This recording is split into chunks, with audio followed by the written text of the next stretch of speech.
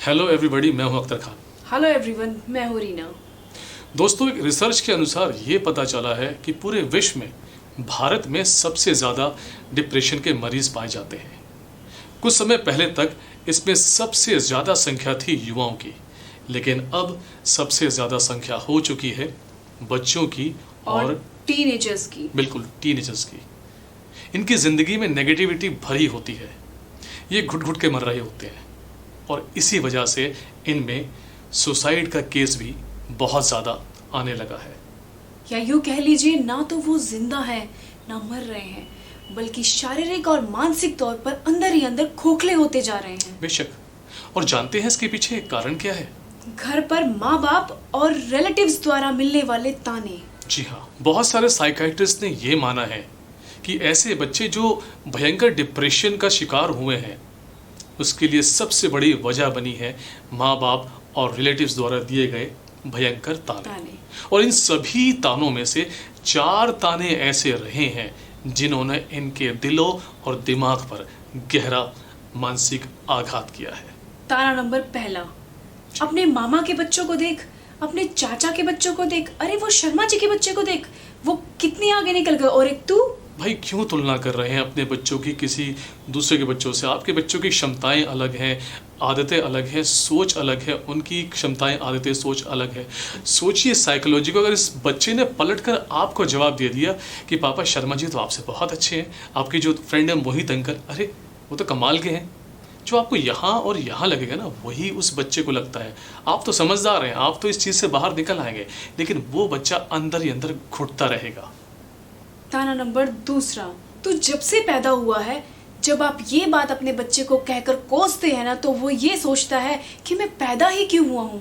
भाई, आपके बच्चे की तो अभी सीखने की उम्र है, लर्निंग की उम्र है, ऑब्जर्वेशन की उम्र है। कोई चीज़ सीखते सीखते आएगी, उसकी काबिलियत सीखते सीखते पॉलिश होगी। इस बात को समझिए, जब वक्त आएगा तो उसका वक्त उसके टैलेंट का जवाब दे देगा। ऐसे कोस के आप ना सिर्फ उसकी ज़िंदगी ख़राब कर रहे हैं, बल्कि कहीं ना कहीं उसे अंदर ही अंदर मार रहे हैं। ताना नंबर तीसरा, जब मैं तेरी उम्र में था, मैं ये था, मैं वो था, मैं ऐसा था, मैं वैसा था। भाई, क्यों आप अपने ज़माने को आज के ज़माने से कंपेयर करते हैं? उस वक्त में बातें कुछ और थी, माहौल कुछ और था, सोसाइटी कुछ और थी, प्रेशर कुछ और था, आजकल कुछ और है। यही बच्चा अगर आपको पलट कर जवाब दे दे कि पापा आपकी उम्र में तो सचिन तेंदुलकर एक बहुत बड़ा स्पोर्ट्समैन था, करोड़पति था, और वो मोहित अंकल, उनके तो 4 बंगले और 2-2 गाड़ियाँ हैं। और सारी बात छोड़िए ना, अपने खानदान में ही देखिए, हमारे मामा जी को आप ही की उम्र के हैं ना, कितने कामयाब इंसान हैं, और एक आप। तो जो चीज़ आपको यहाँ और यहाँ लगेगी ना, वही उस बच्चे को लगेगी। और मैं फिर से बोल रहा हूँ, आप तो संभल जाएंगे, आप तो बड़े हैं, वो बच्चा खोखला हो जाएगा, ख़त्म हो जाएगा।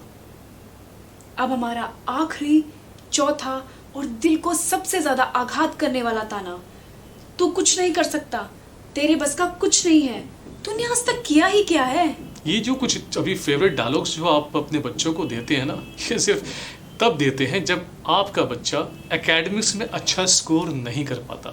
अरे भाई, भगवान ने हर बच्चे को, खुदा ने हर बच्चे को एक ख़ास टैलेंट के साथ, एक ख़ास हुनर के साथ इस धरती पे भेजा है। हो सकता है उसके अंदर एक शेफ़ ने जन्म ले रखा हो, एक पेंटर ने जन्म ले रखा हो, एक आर्टिस्ट ने जन्म ले रखा हो, एक सिंगर ने, एक एक्टर ने जन्म ले रखा हो, एक स्पोर्ट्समैन ने जन्म ले रखा हो। उसको तो आप समझते नहीं है, और ये ताने पे ताने आप दिए चले जाते हैं। अब चलते चलते हम आपको सिर्फ यही कहना चाहेंगे कि अगर ताने देने से ही बच्चों की जिंदगियां सुधरती, तो आज हर उस घर का बच्चा कामयाब होता जिसे ताने मिले हैं। बिल्कुल।